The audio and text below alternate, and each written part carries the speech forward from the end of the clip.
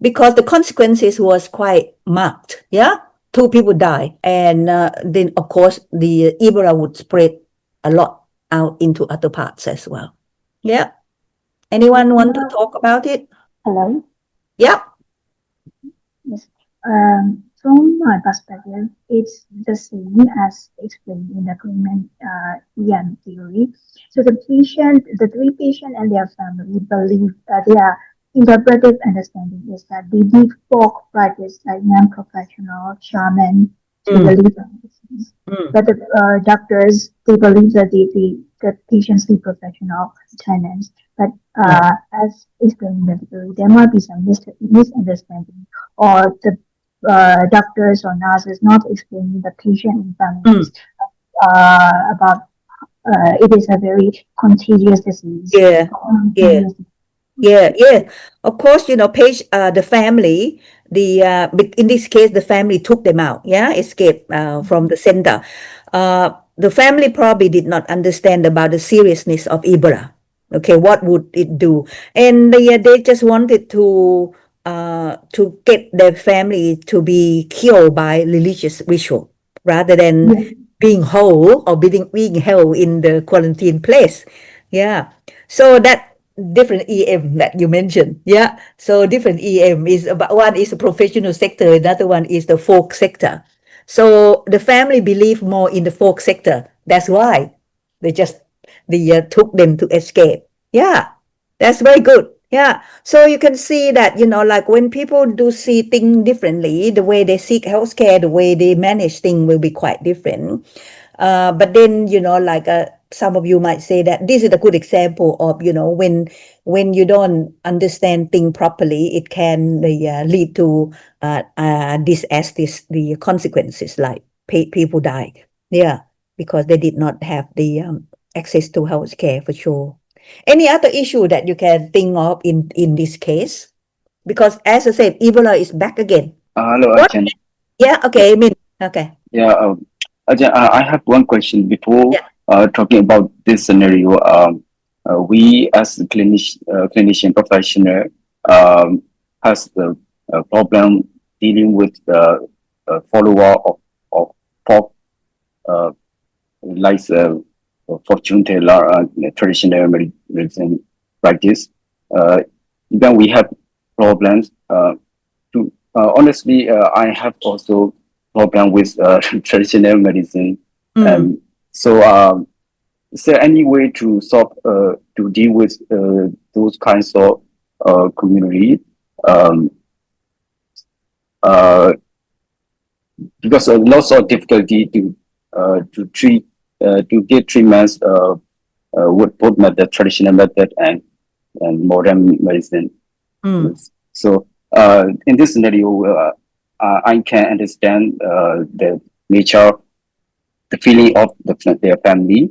Uh, mm, so they they they don't want to let die in the mm, hospital. Yeah. mm. Uh, so my question is, any way to deal with the other like in here follow up of folk medicine like this. Okay. Now in the case of Ebola, because it's very highly contagious, so it might be a little bit difficult to deal with that. But like it may, you need to find way that like maybe not only just the patient who would be held up in the quarantine. Maybe you would have to allow the family to have contact with them, not to isolate them too much. But then we have to find ways that the family member will not get the Ebola or disease easily. So different way that we could handle this. And also to probably talk with the family members about how to handle the patient if the patient actually happened to die in the holding center. Yeah. The and It was a big issue in Congo for sure. For this is the thing in Congo, because oh, oh, the what they called it, the funeral. the funeral, the ritual is very important for people in Congo. They have to actually burn the body, and before the body is burned, family members would have to hold, hug, kiss, that sort of thing as a farewell, to say goodbye to the dead person. Now, of course, in the case of Ebola, it would be very difficult because it's going to, be contagious, that sort of thing. So that when professional sector and the folk sector need to come together, how to handle this sort of thing. And fortunately, this happened for sure, okay? The medical anthropologists or anthropologists who work in Congo actually work with the doctors in order to find way that they could help people who die from Ebola, and they allow the family member to be able to hold and hug the person before the cremation. So that would be, the way that we can incorporate the traditional practices and belief with the modern healthcare. So the compromise, the way that we come together, yeah, that actually did happen in Congo. So again, in whatever issue, when we talk about traditional beliefs, practices, and modern healthcare, there are ways that we can work with the patient. Yeah, sometimes it's harder than the others, but if we just continue to say that your way is nonsense, my way is correct, that sort of thing, we're not going to be able to provide cultural sensitive care for sure. So there are many examples that modern healthcare and traditional healer come together and deal with the health issue. Yeah, yeah. It's not going to be an easy thing all the time, okay? So some of the thing will be easy to do, like the example of the childbirth postpartum practices that I say that would be easy, but for something like Ebola, it's not easy. But yeah, real thing did happen before. Yeah. Okay, all right. So let's just move on a little bit to the idiom, culture bowel syndrome and idiom before we can have a little bit of break. Okay, so I just put these two together: culture bowel syndrome and cultural idiom of distress. So when we talk about culture bowel syndrome, we refer to culturally specific system of people's emotional, psychological, cognitive, and behavioral adversity that happen from or occur from the interpersonal, psychological, and social agitations which are particular to a particular culture. Okay, so culture bound syndrome can mean emotional issue, psychological issue, or cognitive issue or behavior issue that actually come from psychological issue, interpersonal, social disruption, thing like that. But it only happened in a particular culture. Yeah, it doesn't happen in many other cultures. May appear very similarly, but in that particular culture is a lot more obvious. So that's what we call culture bound syndromes. Sometimes it's called culturally recognized illnesses. And these are symbolized by this, okay? Marking of trouble that individual experience or bizarre behavior. But this bizarre behavior or trouble experience would be seen as illnesses within that particular culture. So that means that when it is seen as an illness, then people will accept it more. People will provide care and support as best as they can. And this part of culture bound syndrome, then it is called folk illness or folk illnesses. They are legitimate to the person who actually suffer from this thing.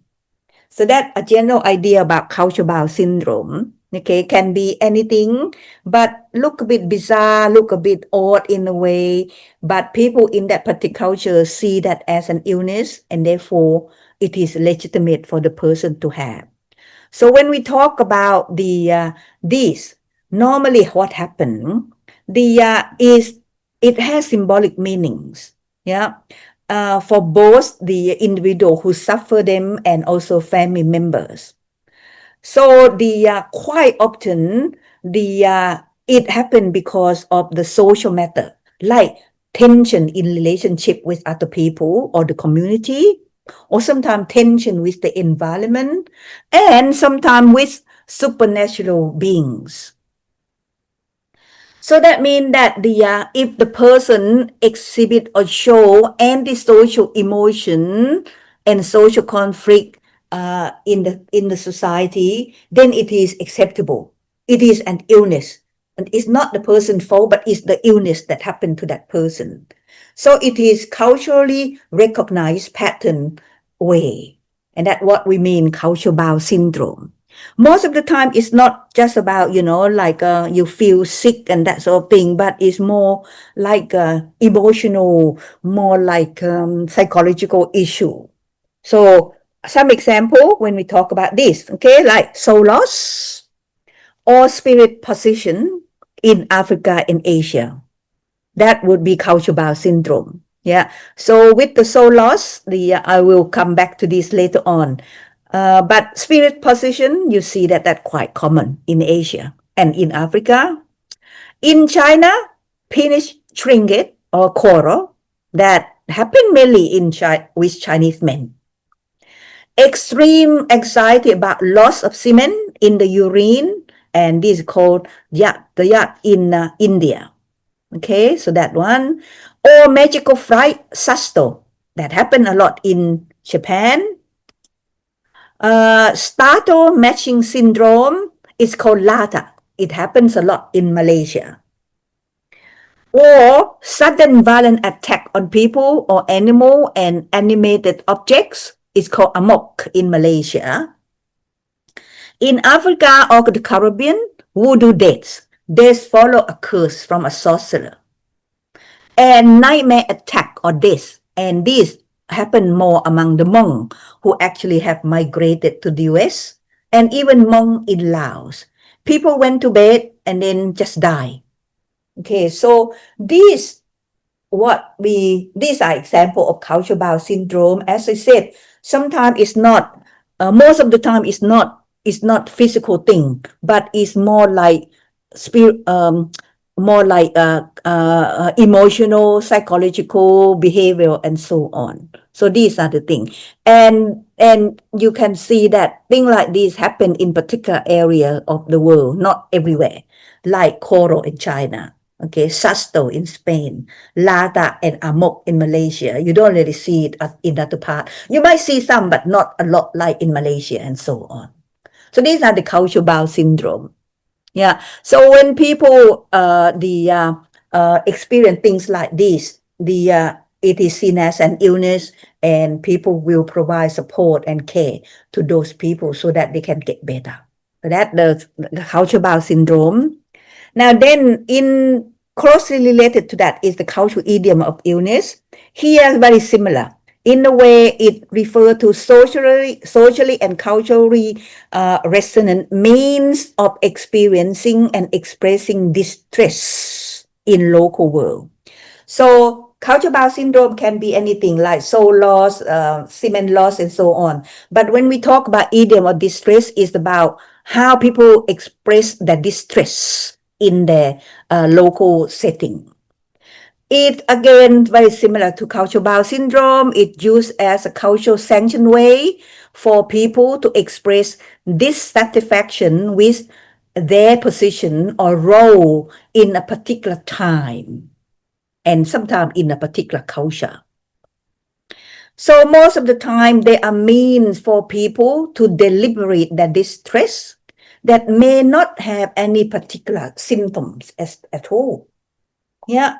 So they just say that they experience that, and we can't see the symptom, but they said they suffer from it. So again, they offer collective ways for people to discuss, to talk about their shared experience, and also to talk a lot about their personal or social matters. So this is the cultural idiom of distress, the way people explain their distress. And again, not physical symptom, but more like psychological, emotional, and interrelationship thing.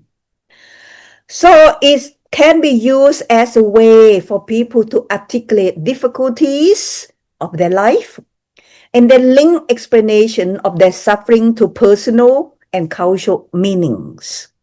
So that people use that for distress may arise because of personal struggles. I can't, get along well with my friends, something like that. Cultural clash or financial difficulties. I don't have enough money to continue to finish the week this week, for example. They can have social repercussion, but they are understood and also accepted by people in the community, family, and others in the society. So again, people express certain thing, they are distressed about certain thing, and family members and other people in the community understand that, accept it, and again, sometimes offer support and help. So I got some example. The first one is about Cambodian people. They tend to, when they feel dizzy, palpitations, or they feel physical weakness, or sometimes fears of death. Okay, they will say that they experience kajal jap, okay, or wind attack. Kajal mean wind, jap mean attack. So when they feel like they dizzy, they have palpitation, they feel weak and have fear of this, then they are experiencing kajal jap. So kajal jap is brought about by burdened thoughts, particular aromas, smell that connect with bad collection. Yeah, something like burnt tie or something like that. And also being in a cramped area. So these are the things that create kajal jap in people. And then they say that, they're suffering from that.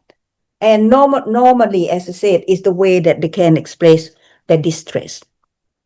So that, as I said, idiom of distress can happen in a particular culture, but there might be many culture who express things similarly as well. So that different from the cultural bowel syndrome a little bit.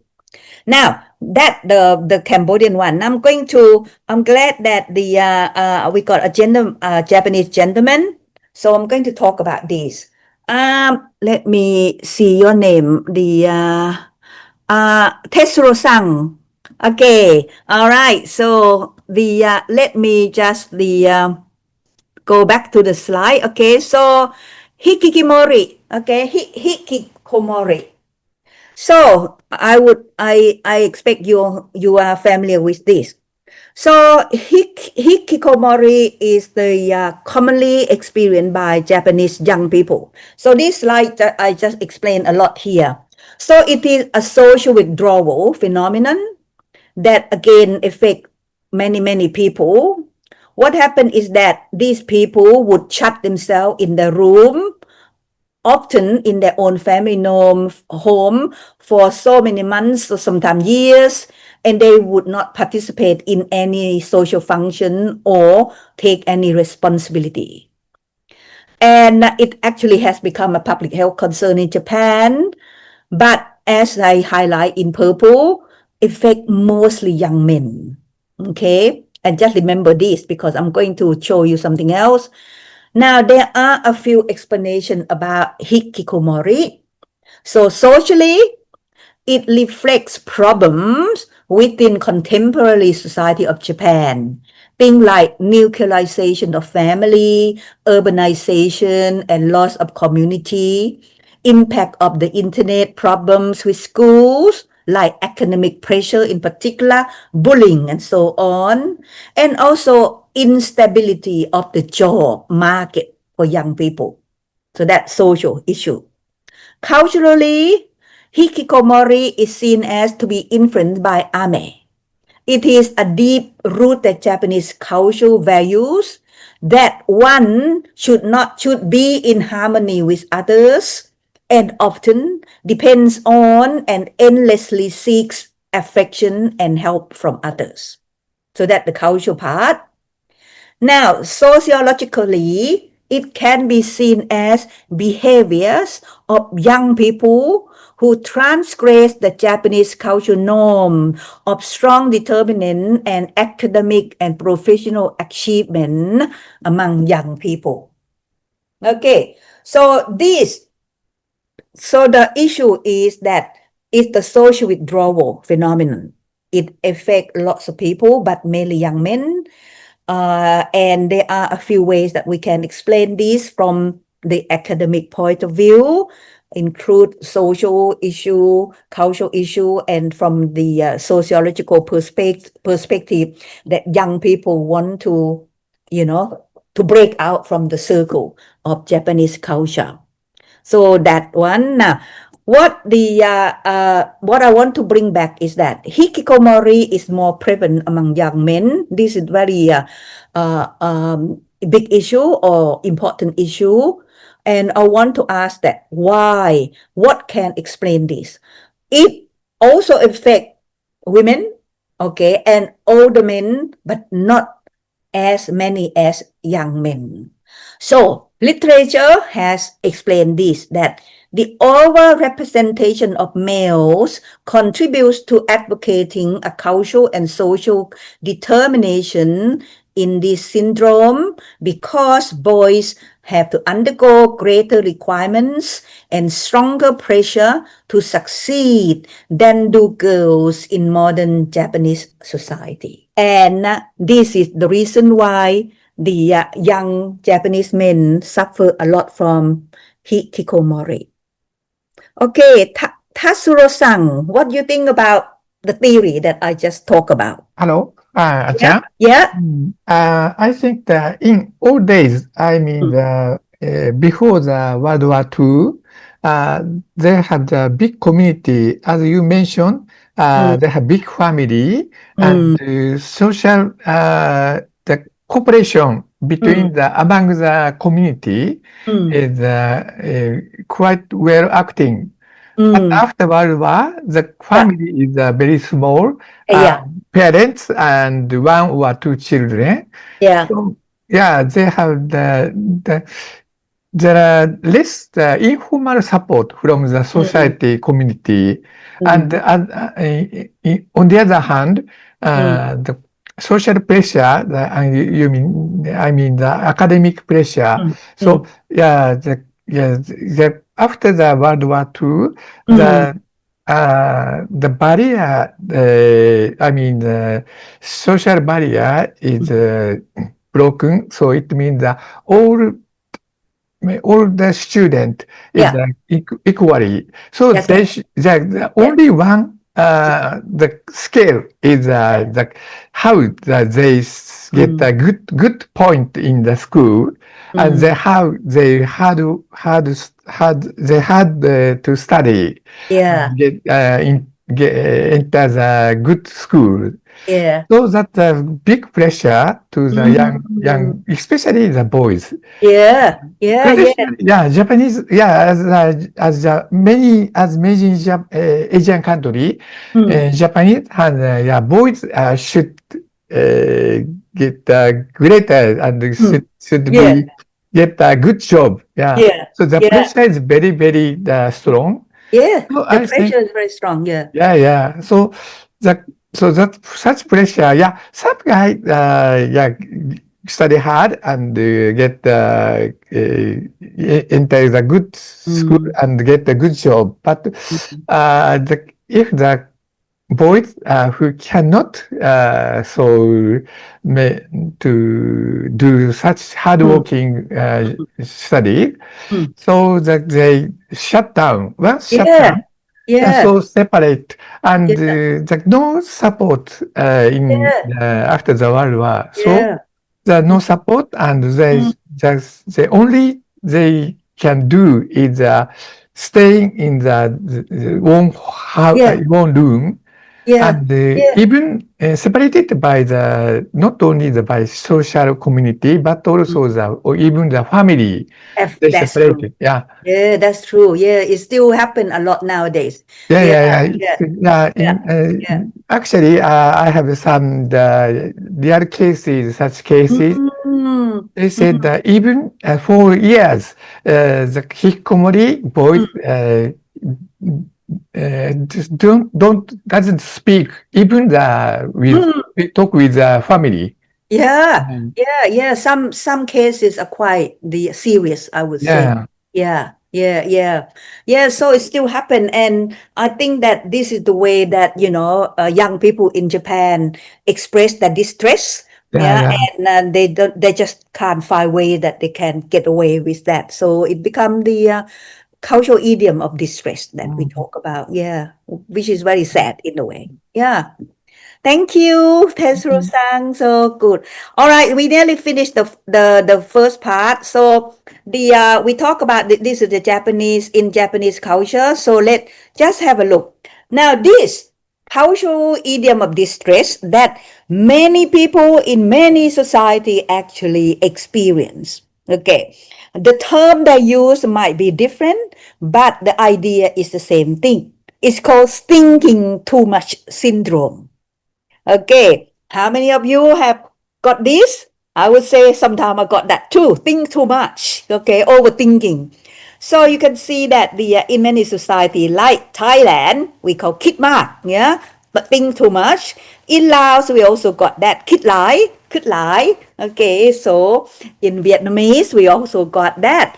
Cambodia, Malaysia, Indonesia, everywhere, even in Africa, Ghana, Kenya, even in Haiti, you see that they all have the cultural idiom of distress that express thinking too much syndrome. So what happened is that when we talk about this, that people associate thing about like financial difficulties, relationship with other people, being unable to finish their studies and so on, the to thinking too much syndrome or idiom. So again, like it's the way when we tell people that I'm not very well, I don't feel too good. I feel sad. And if people say what happened, I just said I think too much. Most people will, like you say in Thailand, in Thai community, will know what I mean by think too much. Okay, so they might say, have you got issue with money or have you got issue with relationship or something like that? So we tend to understand that. But then, like sometimes when people talk about think too much, it can mean different things. But this exercise, okay, what I'm saying here is that in a study, in a systematic review conducted by Kaiser and colleagues, they found that thinking too much is a common experience, but they found this. Women were found to be more likely to experience thinking too much and its consequences. So why? Okay, what can we say about this finding? So now you know what thinking too much is about. Okay, it can be anything that people experience, and then it's not the physical thing, but it's more like as a financial relationship and so on. But then why is it that women suffer more from their review? That's my question. Why do women suffer from thinking too much than men? Don't say that women's body is different from men, okay? No, not that. Why? What what makes women suffer from thinking too much than men? I think that is because women tend to think long term Uh, and men they think usually men think for 50, just they go fine and they are yeah, happy yeah. and they more about the future, kids, yeah, like that. Women have more responsibilities to think about. Yeah, I That's agree. why. I think that is very true, Ajahn, because I feel like women also have a lot of more emotional capacity than men do. So women tend to think on a different frequency altogether than Yeah, men can ever comprehend. that's right. Yeah, men tend to think, don't worry, it will go away. Yes, But women said, yes. no, it won't go away. Yeah. Anyone else want to express this? Why women suffer from thinking too much than men? Yes, I Oh, can and add okay. earlier. It can be to do the personality of the woman, Mm, to thinking too much and detail mm, orientating and taking mm, care of mm. surrounding too much. Yeah. Might make that more Yeah. anxiety. Yeah. Yeah. Yeah. I would say that is the nature of being female and male. Yeah. So women are socialized or taught, to be, to be caring, to be, doing lots of things and that sort of thing. Whereas men are taught or trained to be tough, don't think too much, that sort of thing. So I think it's a way that we are socialized in the society, the way that we're taught. As a male and female, we are taught differently. So that's another contributing factor for sure. Yeah. So thanks so I much. would like to add one more thing. Yeah. I also think it's because women need to think about a lot of things, like not just them, their families, their environment, their work, whereas men just tend to think about themselves. Is that correct? All the gentlemen in the room.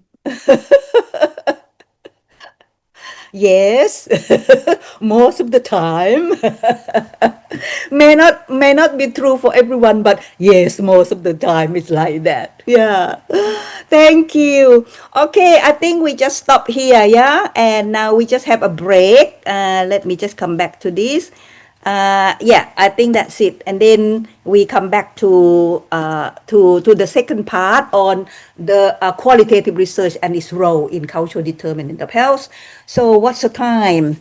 The now is 2:35. Can we have 10 minutes break? Yeah. Mhm. So 2:45 we come back. Okay. See you soon.